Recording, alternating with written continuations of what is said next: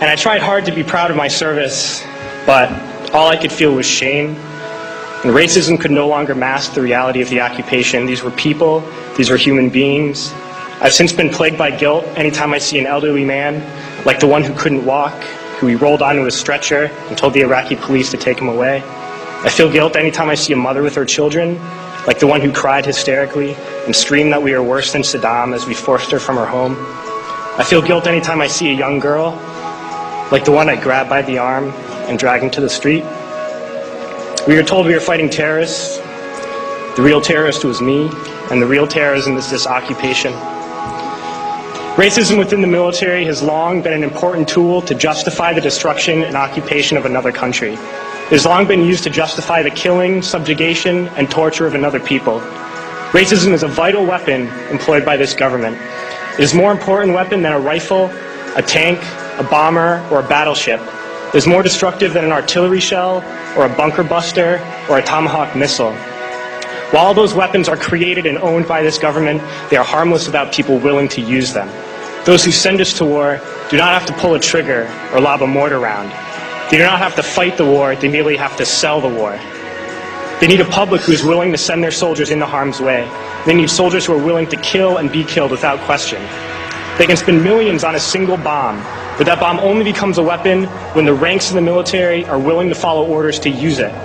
They can send every last soldier anywhere on earth, but there will only be a war if soldiers are willing to fight. And the ruling class, the billionaires who profit from human suffering, care only about expanding their wealth, controlling the world economy. Understand that their power lies only in their ability to convince us that war, oppression, and exploitation is in our interest. They understand that their wealth is dependent on their ability to convince the working class to die to control the market of another country. And convincing us to kill and die is based on their ability to make us think that we are somehow superior. Soldiers, sailors, Marines, airmen have nothing to gain from this occupation. The vast majority of people living in the U.S. have nothing to gain from this occupation. In fact, not only do we have nothing to gain, but we suffer more because of it. We lose limbs, endure trauma, and give our lives. Our families have to watch flag-draped coffins lowered into the earth. Millions in this country without health care, jobs, or access to education must watch this government squander over $450 million a day on this occupation.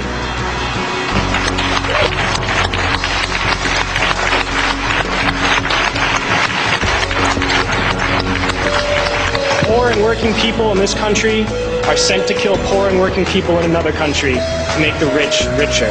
And without racism, soldiers would realize that they have more in common with the Iraqi people than they do with the billionaires who send us to war.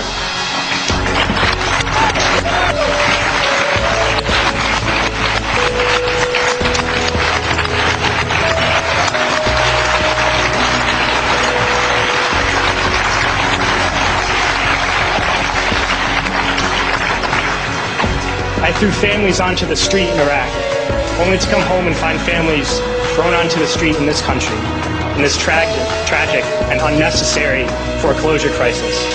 We need to wake up and realize that our real enemies are not in some distant land. They're not people whose names we don't know and cultures we don't understand. The enemy is people we know very well and people we can identify. The enemy is a system that wages war when it's profitable. The enemy is the CEOs who lay us off from our jobs when it's profitable. It's the insurance companies who deny us health care when it's profitable. It's the banks who take away our homes when it's profitable.